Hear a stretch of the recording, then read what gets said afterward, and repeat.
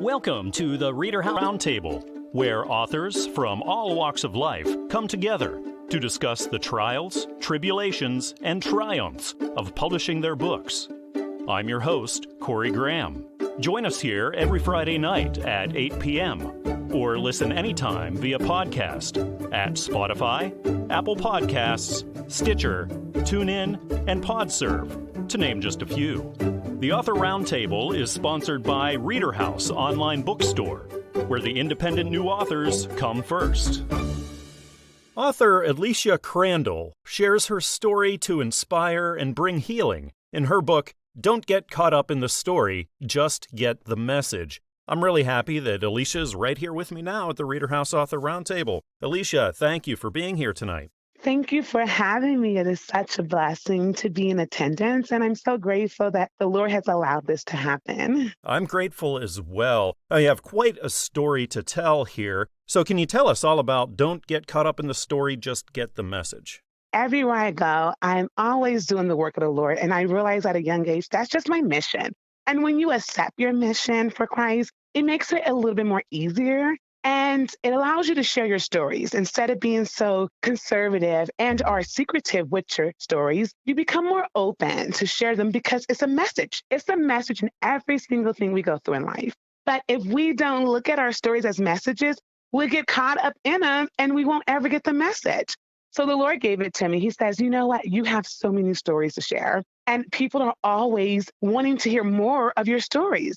He says, why don't you just share the stories and let them know not to get caught up in the message? So that's where this title came from. Don't get caught up in the story, just get the message. And literally the Lord says your stories show and or reveal and or exemplify your relationship with the Lord. So no matter how you look at it, there are stories that show my relationship with the Lord. And even when you are in tune with the stories, you feel the Spirit of the Lord present. And it's a reminder to not get caught up in the story, but get the message, because the message is to have a relationship, not a religionship. Religion is so tainted nowadays. And we're so encouraged to have religion when it's like, no, hold on, wait a minute. Without relationship, religion don't exist. So it's literally allowing readers to understand that having a relationship with the Lord is muy importante, very important. What kinds of readers do you think would be into this? I really believe every single person in this world can read this book and be able to be enlightened in a whole different way. Whether you are a Christian believer, whether you're a non-believer, whether you are a child, whether you are an adult. I have an 11-year-old child and he has autism. He's phenomenal. He's phenomenal. And I have 4 children. They're all phenomenal, but he was the first one to read it all the way. And it encouraged our other children to read it because he read it. Oh, wow. And he says, Mom, I know you made this book for adults. He says, but you need to let children read this too. And I was like, oh my goodness. I was like, and this is coming from a child that I was once told wouldn't be able to talk, wouldn't be able to do things that are called normancy. And he literally gave me the first review of why all ages, all people around the entire world should read it, because it's not your traditional relationship, because tradition teaches us religion, but this is breaking that barrier down. This is a true relationship with the Lord, and you're able to see how it's tied into him and not into me. So it's not about me. That's why you can't get caught up in the story, because it's just me telling the story, but it's not about me. It's about the Lord. How long were you working on this? So the Lord had given me a message years ago, Corey. He's like, write a book. And I'm super private. I'm like, nah, I don't want to write a book. I don't want to do that, Lord. I'll just keep going to church, and wherever I shop at, I'll share your message there. I'll just talk to the people at the stores and Nordstrom's and Target. I'll just talk to them then. And I was literally telling the Lord that. And he kept saying, write a book, Alicia. And I'm like, no, Lord, I don't want to write a book. I got the word. I know you. And that's okay. It's well in my soul. And the Lord is just so clever, but he's also so funny. So when the whole shutdown happened, what most people in this world call the pandemic, I immediately knew it wasn't a pandemic. The Lord literally told me this is spiritual healing. So I call it a spiritual healing. Immediately when the shutdown happened, the Spirit of the Lord came back in my mind with the book. He says, you have nothing to do but to sit and write a book. And it was literally that time. And it took me all of 2 months to write the book because I had already years of information and wisdom from him. So it was a matter of just sitting down and putting that collective data into a book for the readers because I had all of this wisdom already written out that I would just teach our children, teach my husband, teach myself. So it was time for me to share to the world the things that the Lord had already placed in me. The name of the book is Don't Get Caught Up in the Story, Just Get the Message, written by Alicia Crandall and published by Christian Faith Publishing. You can find this everywhere that you shop for your books: Amazon, Barnes & Noble, iTunes, traditional brick-and-mortar stores, too. Alicia, thank you so much again for joining me here tonight. I truly had a wonderful time talking with you. Thank you, Corey, so much for being obedient unto the Spirit and doing this interview today. For the Lord knows who needs to be touched by this interview. And we say we're going to do a certain thing, and we say we're going to do a certain kind of act or talk or walk. But when God says go, go. So thank you for going when God says go, Corey, and thank you for being obedient unto his word, because only what you do for Christ will last. And this interview will last. And it's not only going to last, but it's going to touch someone in such an impactful, godly, inspiring, ambassador for Christ way. Because when you influence for Christ, you only grow to be an ambassador for Christ. So don't stop influencing and don't stop being an ambassador. May God be with you. May God love you. And may you give him the glory in all that you go through. Thank you, Alicia. You're so welcome. Tonight, here at the Reader House Author Roundtable, I'm joined by author Don Schofield. Don, thank you for being here with me tonight. I appreciate it. You've got a brand new book out on shelves right now called Matthias and the Kingdom of Cush. Can you tell me what it's all about? Well, this is a novel which imagines Matthias is the apostle who will replace Judas, and his undertaking at the beginning of his ministry to spread the word of Christ, which, as I tell it, is a journey to the African kingdom, the Kingdom of Cush. So, what gave you the idea to write this? I'd have to give credit to my wife. After one of her Bible studies, she asked if I knew anything about this apostle Matthias, which was nothing. One thing led to another, and I began to look into the subject. I knew nothing about Cush, or as the Romans knew it, the island of Meroe. So I dug, and I was hooked. How long were you working on it? The full first year of the pandemic. Oh, wow. Have you done this kind of thing before? What's your writing background look like? I have published a biography before, this on a Texas rancher and oil man, but this is my first novel. Oh, congratulations. Thank you. A novel is much different, fiction opposed to nonfiction. Was that a challenge? Oh, yes, very much so.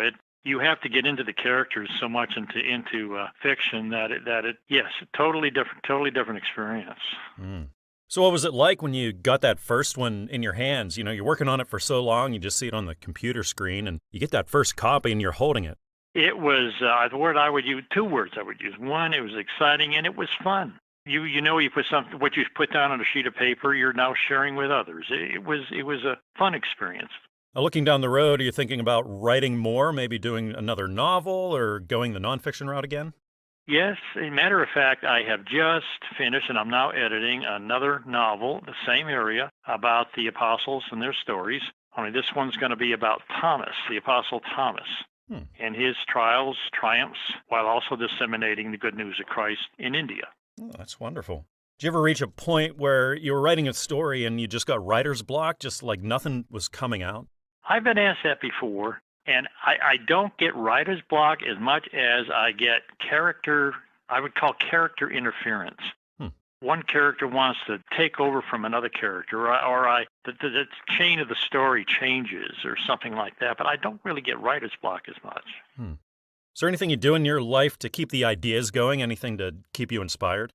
I would think just reading and staying current with things, and then go on. With me, I'm a historian. I love going back in time, and I especially love the first century. And when I do that, I try to put myself in the place of a character and go back in that time and see how they would handle the various experiences that are undertaking at that time frame. Writing is a huge undertaking, and there are a lot of people listening right now who want to write a book. They might have an idea. What advice could you give them? Go for it. Just plain go for it. Don't just keep looking at that blank sheet of paper. Write something. You can always edit it. Just go for it. Did you have people in your life who could support you and motivate you along this, who knew that you were writing this book and they could just sort of keep you going? Sure, well, my first, of course, would be my wife, and then I had some friends along the way. But mostly was my wife. She put up with me looking at that computer screen almost daily for a year, so I'd have to give her credit. How much of writing this story was planned out, outlined beforehand, and how much of it was just sort of going with it? I can't write without doing an outline. My method of writing is, one, I have to research. I want to know the background. Of course, a novel is going to be fiction, but I want to know the background. I love going back into history. And after I outline, I then try to get into the mind, if you can put it that way, of the character, and then I'll sit down and put pen to paper. The name of the book is Matthias in the Kingdom of Cush, written by Don Schofield and published by Christian Faith Publishing. You can find this everywhere that you shop for your reading material: Amazon, Barnes & Noble, iTunes, and traditional brick-and-mortar stores. Well, Don, thanks again for joining me here. Thank you for sharing about your book. I look forward to next time. Well, thank you very much.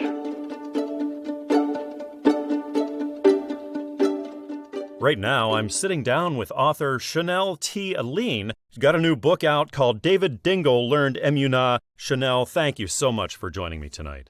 Thank you. It's my pleasure. Thank you for having me. I'm very curious about this book. Can you tell me what it's all about? Sure. This story is actually about a young boy who is taught the scriptures from his parents, and they are Jewish parents, and the child, of course. And he's learning them, and as he's learning them, he's actually experiencing them in real life. And it actually brings questions to not only him as a child, but also to his parents as an adult. Where did the idea or the inspiration to write this come from? I used to actually work for an organization which was a Jewish company, and I met a lot of wonderful people there, and I actually learned that a lot about the Jewish culture. And I was able to take a trip to Israel, and it just so much inspired me, and the scriptures came alive. And I realized that as adults, we get to learn these things, but what about a child? And working in education for many years, just under 20 years, I wanted people to be able to see it from a child's perspective as well. That's wonderful. What age range did you have in mind? It's actually from any age group. Anyone can learn from it because it has aspects from a child's point of view, which would encourage children. And then you get into the teenage and young adult, as well as the parents who, as his parents did in the story, they question their faith as well. So have you done this kind of thing before? Have you written or published anything? I used to write poetry where one of my poems were in a compilation, but not an actual book coming together as this did. Congratulations on getting that first one out there. That's going to be the toughest one, that first one. Yes. So do you have more on the docket? Are you thinking about publishing some more? I do. I currently just have one released. It's called Heartache's Redemption. That is a young adult book about the redemption of forgiveness, and that you can try find true love again, to encourage people. Now, writing and publishing is certainly a chore. There's a lot of work involved in it. What would you say was the most challenging part of it for you? Probably staying focused because, I'm still working, and, you want to still socialize with your friends and do all of these different things. So making sure I get that balance of time. So when the ideas and inspiration comes, that I actually sit and say, this is the time I need to put it on paper to get it done. Are there times when you did sit to write, but the ideas didn't come, like a writer's block thing? Did you ever encounter that? I did. I didn't want to just put anything on paper. I really had to take time to pray, and I was reading different things to get encouraged myself. And until I had that inspiration to actually put it on paper, I went weeks sometimes without having anything. And it wasn't until when that came to me, then it kind of just flowed again. So do you have any words of advice for aspiring authors? We have a lot of listeners out there right now who are thinking of writing a book, maybe have an idea or a story to tell. Do you have any words of wisdom to get them going? I would say if God has blessed you with the talent and the ability to be able to write, it's for a purpose. And it's for others to be able to read it regardless to what the message is going to be, that he will get the glory, and believe for it. And when you believe for it, just do it. Just step out on faith and just do it. And he'll help you to get through it. And we've been talking about how much work and time goes into writing and publishing a book. So can you tell me how you were feeling, what kind of thoughts that you were experiencing when you got that first copy in your hands? Oh, it was shock in a way. I had so much joy in just being thankful. I think my face muscles got tired from smiling so much. I was just walking around with a continuous smile. It's just such a relief, and it's such a gratification to know that it was actually done. Well, Shonell's book is called David Dingle Learned Emunah. Of course, it's written by Shonell T. Alleen, and it's published by Christian Faith Publishing. You can find this everywhere that you shop for your reading material, on Amazon and Barnes & Noble, iTunes, and down the street at your local bookstore. Well, Shonell, thank you again for joining me. Thank you for writing this book. I think it's really fantastic. Had a really good time and hope we can do this again next time. Thank you so much. I appreciate your time as well. God bless you greatly.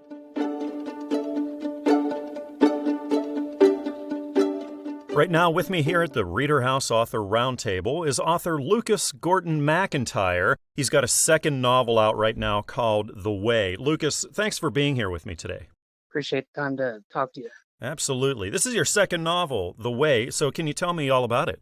Sure. The Way is basically about the two individuals who technically appear to have everything anyone could ever want.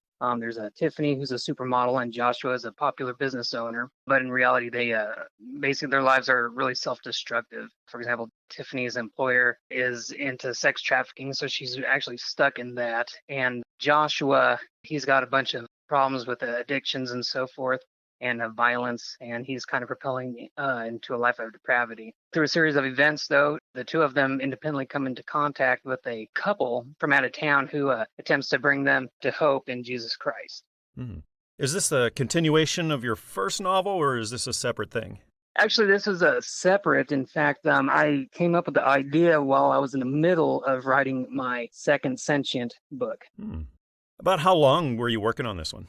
Interestingly enough, I started coming up with scenes not in consecutive order over about a 2-month period, and I just kind of write them down, and after a while I realized I had another story. So once I realized that, I stopped writing The Sentient Battlefield Mind and focused on this. Once I did that, it took probably 5 or 6 months. That includes finishing it and go back through and kind of tightening things up and so forth. When you sit down to write a novel, do you sort of outline everything from beginning to end? Do you have a loose structure at all, or do you just sort of go with the ideas? I know you said you had some scenes already developed for this one, so what was that process? Yeah, now The Sentient was my first book, and that's my first go at writing, and I just basically just kind of went wherever it took me. But when I started The Sentient Battlefield Mind, which I started before The Way, I did try to do an outline. However, it started going in its own direction, so I got rid of the outline. And then, of course, it was a little bit different with The Way, though, because I had these scenes kind of pop up in random order. And once I realized it was probably a story, and they were probably 5 or 6 chapters of their own, then it came to the point where, okay, I had to figure out what order they were in and then develop all these interlocking scenes and chapters. So that was kind of unusual. And I don't know any other authors. I don't know that's quote unquote the correct way to write. I'm still new at the writing thing, so that's how that one came out. I don't think there is a correct or incorrect way to write, to be honest with you. I've heard so many strategies that are differing from so many people. It just seems to be like, go with what works for you. Right, absolutely. So before this, you had The Sentient, and what's your writing background like? Have you been doing this a while? No, not necessarily. When I was a lot younger, I wrote, and I wasn't a believer at the time either, but I did have vaguely a writing background from that perspective. But I haven't written anything, let alone anything published or worthy of being published in my life up until a few years ago. I get the feeling that you might have some more books in you. Would I be right? Are you working on more? I am. I got 3 that I've started. I have The Queen of Persia, which is a historical fictional narrative of the Book of Esther, because that's one of my favorite books of the Bible. There's also Metamorphosis, which is a non-fictional book where I'm going back through and I'm having this dialogue with my former atheist self and basically trying through why and how I converted from atheism to Christianity. I've started that one, and also my third Sentient book, Rise of the Shell. That one I'm kind of working more on at the moment, but those are the 3 that I've started. The name of the book is The Way, written by Lucas Gordon McIntyre and published by Christian Faith Publishing. Of course, you can get this everywhere you shop for your books, on Amazon, Barnes & Noble, iTunes, and traditional brick-and-mortar stores. Well, Lucas, thanks again for joining me here tonight. I certainly admire your creativity and your passion for this and the fantastic message that you're putting out there in your work. I had a really nice time chatting with you tonight. Well, thanks, Corey. I appreciate it. I'm joined now by author Adam Wood. He's just written a book about something a lot of us don't hear about or think about often, but it is very significant. Adam, thank you for being here with me tonight. Well, thank you for having me on. I appreciate it. Your new book is called Our Preemie Adventure. Can you tell us all about it? Yes, Our Preemie Adventure is a humorous and heartwarming look at life in the NICU for families that have premature children. So it talks about the journey that parents and children go through as they work towards going home, but it's seen through more of a humorous and fun lens to help make the journey seem a little less scary, as many parents that are currently or have been in the NICU, they're going through a very traumatic experience. So this is a way to help transform that experience into something very positive that they can look forward to and help showcase their journey. So you would say this is a book then that parents would get the most out of? The book would really benefit both parents and children. We've already had a lot of responses from parents and children who have read the book, children that are currently in these situations in the NICUs and hospitals and being read the book, and also children that have been out of the NICU for a number of years. And this book really allows the children to see the experiences that they went through, their journey being very unique and very different, but at the same time, being able to see it through a very fun and positive lens with colorful illustrations and just kind of see it from a different light. And for me, it also allows parents to be able to relive that journey, be able to look back at the positives, the milestones, the things that they celebrated as they worked towards bringing their child home. Because for many parents, their journey may be a few days or it could be over a year where they're in the hospital with their children. So this book is really a celebration of all those achievements that many parents kind of look at and think, okay, this is an everyday thing. It's your first outfit or your first bath. But for families that are in the NICU, that are in the hospital with their children that are born premature, they could be weeks or months before they get a chance to actually wear their first outfit or get a chance to have a bath or get a chance to even be held by their parents. So these milestones are really celebrations, and that's what the book's really all about. Was there something in particular that inspired you to write the book and to tell this story to the world? It was inspired by our journey. Our son Brady was born on May 25th, 2018 at 25 weeks, weighing just 1 pound, 4 ounces. Wow. We were very surprised by that. Obviously, a very unique journey. And I wanted to showcase our journey and the journey of so many people, because it's estimated that 1 in 9 families will be born, or children will be born premature at some point.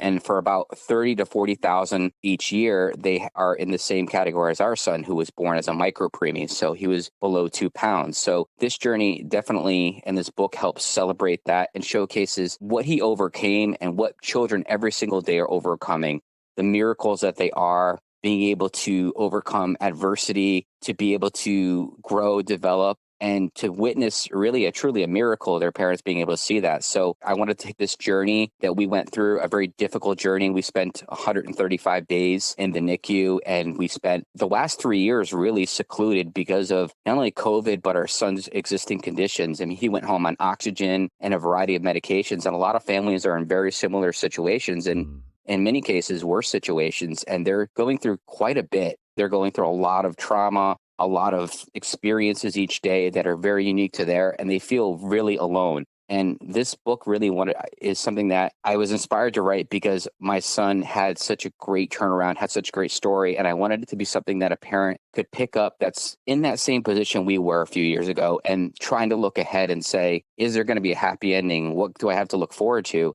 And I wanted the book to be something that they can look at and say, there's another family that went through something very similar or the exact situation, and there's hope. And I hope that book brings it to them. It's called Our Preemie Adventure, written by Adam Wood, published by Fulton Books. You can find this everywhere you shop for your books: Amazon, Barnes & Noble, iTunes, Google Play, and traditional brick-and-mortar stores. Adam, thanks again for sharing this story with the world. I'm sure you're going to help out an awful lot of people. It was really nice chatting tonight. Thank you so much. I appreciate having me on.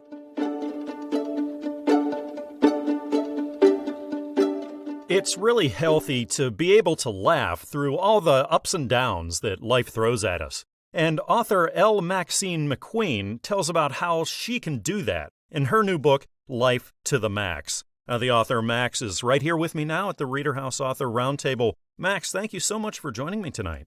Thank you for asking me. Can you tell me all about Life to the Max?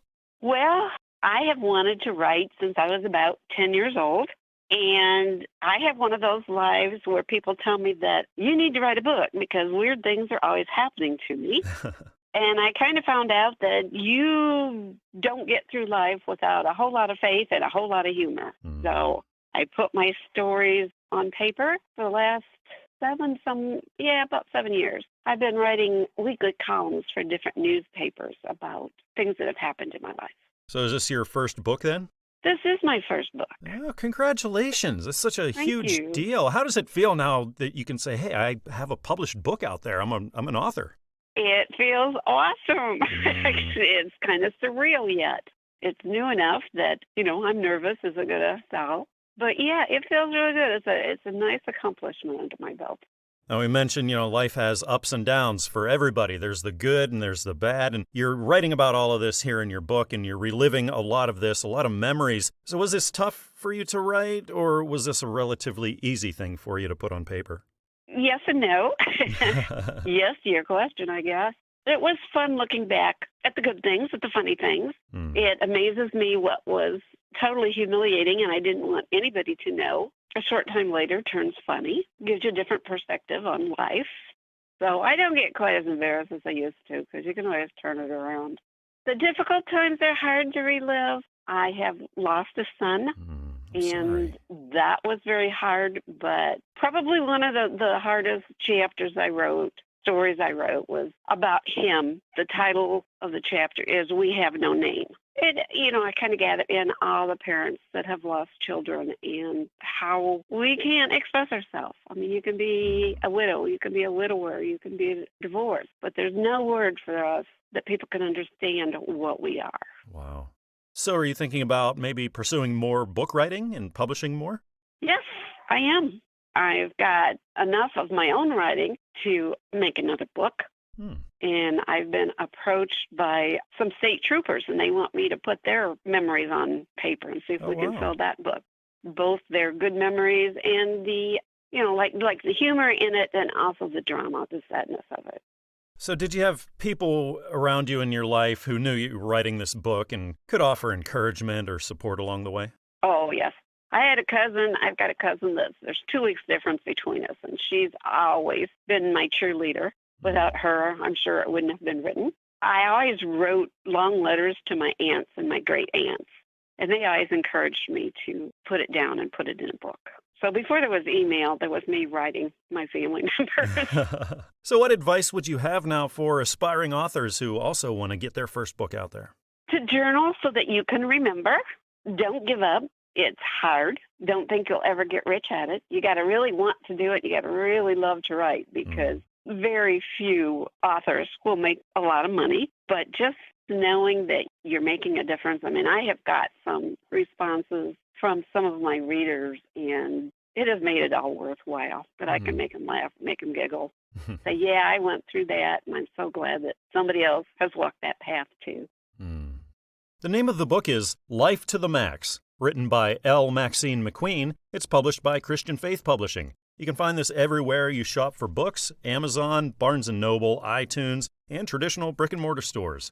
Well, Max, thank you again for joining me on the show here today. I had a wonderful time learning about Life to the Max and chatting with you.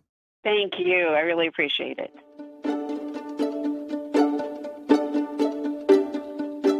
There are inspiring words in the new book by James Hardiman. It's called Inspirational Heart, Volume 1. I'm really happy that James is right here with me now at the Reader House Author Roundtable. James, thank you for joining me here tonight. I sure appreciate it.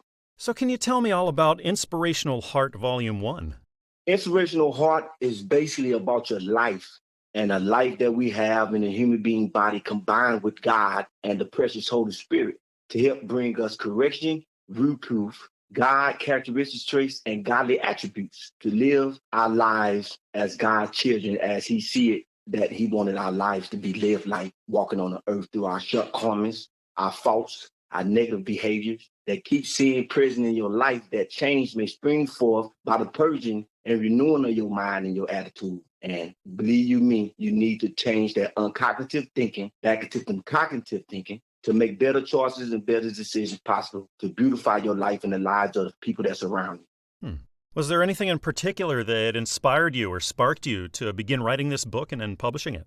What sparked me off was the fact that, my goodness, it's not just one certain spark, but it was lit a nice fire on me just listening to Oprah's last show going off the air.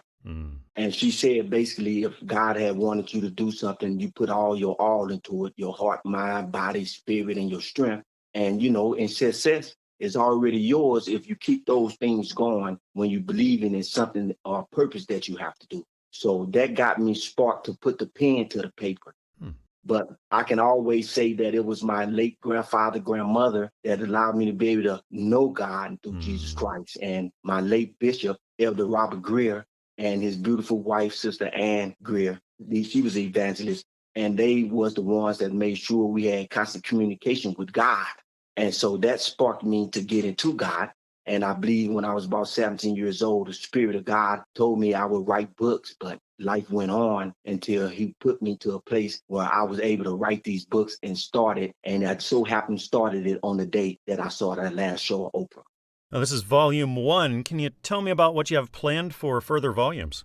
What I have planned for the further volume is to get them into everybody's household, all 3 of the books. They need all 3 of them because it has a lot to do with what God allowed me to write by the Spirit, And it was almost like the words was already in my brain. As soon as the pencil hit the paper, my hand was just write and write and write because I took so long to write these books from God and my spirit telling me it. I said, I'm going to write one for the Father, one for the Son, and one for the Holy Ghost. So I'm going to try to make up the time that I had lost. So not knowing everything that I needed to write was already in my brain. So I just kept writing continually. And then I hear the Spirit tell me to stop and what scripture to actually go get from just writing straight out of my brain. So my brain is connected to the brain of every people in this world, every person from the child to the adult. And I'm sure that their mind and their thoughts and different decisions and choices that they have to make has to go through them and flow through their body just like it does mine. And they can get some points from me just like I can get points from them through other books. And I tell you what, it's an inspirational thing going on, especially through the type of things that's going on with the coronavirus. So I'm sure there's everybody in the world, I'm sure, should be in need of some inspiration more than they can get. Absolutely. The name of the book is Inspirational Heart, Volume 1, written by James Hardiman. It's published by Christian Faith Publishing. You can find this everywhere you shop for your reading material, on Amazon, at Barnes & Noble, iTunes, and down the street at your local bookstore, too. Well, James, thank you very much for visiting the show here tonight. I truly admire your passion and your heart for reaching out and helping others with your book. I hope we can do this again soon. I sure hope so, too, and I sure appreciate it. And I thank you so much. God bless you all. Teachers are some of the most influential people in our lives, and an extraordinary teaching career is detailed in the new book by Ken Rand. It's called One Student at a Time, A Teacher's Journey. Ken is right here with me now at the Reader House Author Roundtable. Ken, thank you very much for joining me. Well, thank you for having me. I appreciate it. Can you tell me all about this book you've written? The title really says what it is. It's a novel about my journey from 1967 through 2015, both in and out of the classroom. I've been very fortunate to have some incredible experiences, again, in and out of the classroom that are almost, if you weren't there to witness them, you wouldn't believe them. Was there anything in particular that inspired you or sparked you to write your story and tell the world? Well, my biggest inspiration is my students, but for those 47 years, I've been telling those stories in my classroom. And my students are spellbound, more by that than by the math. People keep encouraging me to write a book, and my sister-in-law read a book by another teacher called Teacher Man. She called me up. She said, "You have to write your book." So this is the first book you've put out there, then?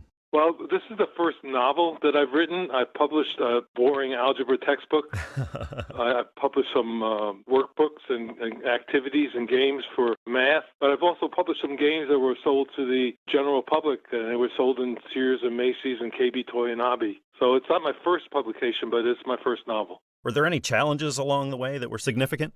Yes, there were. Telling the stories is very easy. But telling the story so that the reader can feel like they were there is not so easy. So I had to constantly reread and rewrite and reread and rewrite until I could feel, and from feedback that I got, that people actually were in that situation with me and they could feel the raw emotions that I was going through. So that was the challenge. How long were you working on this? Are you sitting down? 45 years. Oh, my goodness. I think that's a record now. Yes, I did, maybe. I started writing it when I left my 10 years at the junior high school in New York City. And again, in those 10 years, I was part of a special program where a lot of these stories happened. So I immediately decided to put them down on paper, in which I wrote about 7 chapters. And then I lost it. It somehow disappeared into my garage somewhere. And 41 years later, I found it. Oh, my gosh. And I just said to myself, I have to finish it. I have a lot more stories to tell. After that long, you just got to say, wow, it's meant to be. Yeah, I guess so. You're talking about, all the challenges of writing this along the way. So what advice could you offer to aspiring authors who are looking to write their first one and just need some motivation? Couple things.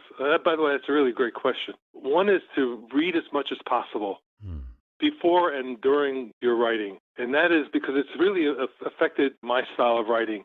Because you learn from other people. Again, I thought that my stories, when I would read them back out loud to myself, were good. But then when I read someone else who's a much better writer than I am, I'm going, oh my gosh. I said, I can include this. I can be more descriptive about this, or find a way that, again, for people to feel what I'm feeling. So let's read as much as you can.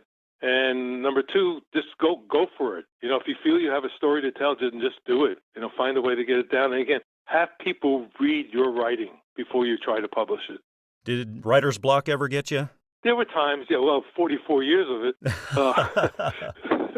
Once I got started on it, it was just a matter of finding a way to format it and to refine it. My original book that I was even doing 3-4 years ago of trying to finish this was a book on how to teach, and plus the stories. But there's no market for a book like that. There's a market for how to teach, and there's a market for the stories, but not both of them together. So I never got writer's block, but I just got writer's anxiety, like what's the best format to present this?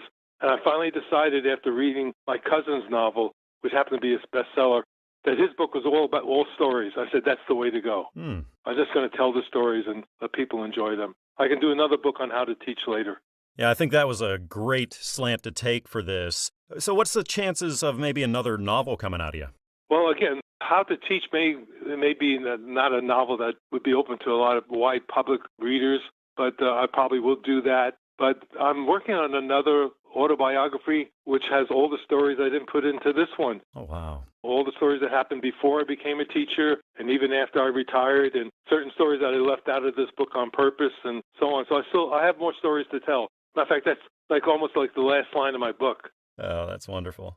So you're talking about how your students were your main inspiration for this book, but while you were writing this and going through the publishing process, did you have people around you in your life who knew you were putting all this hard work and time into it and just could be there to support you and maybe encourage you? Oh, yes. A lot of my colleagues were there. I would send them chapters to read, and they would give me feedback, editorial feedback and content feedback. My son, who's an editor for Apple, he kept pushing me to rewrite and reread and rewrite. And thanks to him, I was able to do a lot better with my writing. So I had a tremendous support. How did it feel then when you got that first copy of this book in your hands? You could actually hold it and read it. I'm tempted to say it's undescribable, but there's an overwhelming sense of pride. It's just that simple. It's a sense of accomplishment, especially at the age of 75. Wow. Well, congratulations. Truly a big accomplishment in your life. Again, the book is called One Student at a Time, A Teacher's Journey, written by Ken Rand, and is published by Fulton Books. You can find this everywhere you get your reading material: Amazon, Barnes & Noble, iTunes, Google Play, and traditional brick-and-mortar stores. Well, Ken, thank you again for joining me tonight. I had a really nice time talking with you. Thanks again. I appreciate it.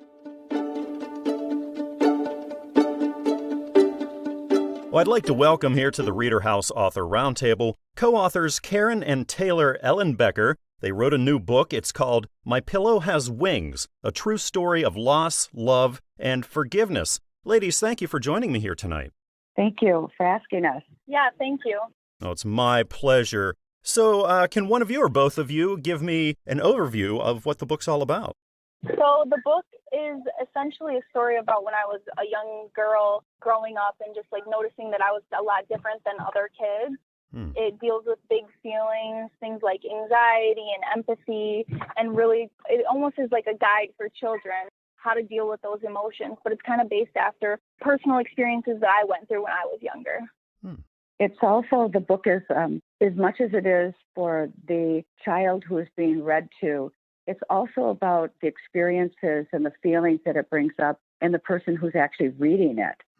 We realize that there are so many families out there that are dealing with loss of various different kinds, and we really wanted them to feel as if they weren't alone. And certainly for Taylor and I, it brought us closer. And there were so many times when Taylor, as a little girl, missed her mom, and she was having nightmares and feeling really sad. And so one day I just surprised her with bed sheets that looked like clouds and a pillowcase that resembled clouds. And when she went to bed that night, I said, Taylor, this is a magic pillow. And you can go and visit your mom wherever you are. And you can tell her where you are and that you love her. And I still remember Taylor saying, well, Nana, where would she be? And I said, she could be under an apple tree. She could be anywhere. But you can connect with her. And I think what we realized is that it's such a simple idea to just put your head on your pillow and be able to talk to someone you loved or talk to God and to feel that connection to someone. Oh, how wonderful. So how did the idea for this book come about? How did things happen? Wow. Well, Taylor was visiting me for Thanksgiving in 2018. And when she walked into the house, she was carrying this pillow and pillowcase. And I looked at it and I said, Taylor, that's really well used. And she said, it is, Nana. I ended up washing it in the dryer for her, and she ended up leaving it on her way back to Minneapolis. And when I called her and I told her, Taylor, you forgot your pillow, she said, Nana, I've never gone to bed without it. What will I do? And so I made a promise to her that I would get it to her the next day. And that morning when I was getting dressed and has been taking a shower, a voice literally came to me and said, everyone who has a loss and is missing someone that they love should have a pillow and a pillowcase. And so we started together a 501(c)(3). Oh, wow. And it's all history from there. It's just been a wonderful project. It's been so healing. So what was it like when it gets down to actually writing the book and putting it together, getting it ready for publication? You were working together on this. What was that like?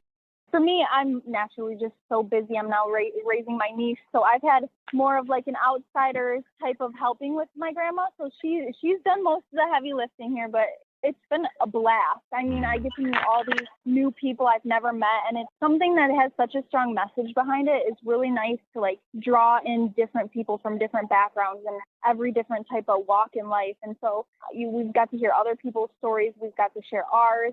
I don't know too much about like the actual publication of everything. My grandma handles that, but more or less, like I've had a blast doing it, and it's really fun to just be able to share my story and meet new people and kind of get to see all the drawings and whatnot. It's super fun.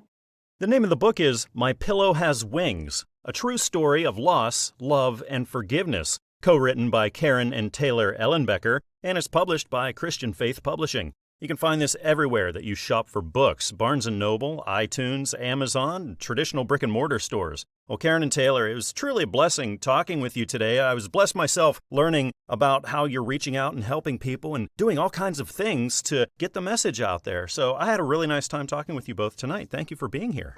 Thank you so much for inviting us. Thank you. Have a great day.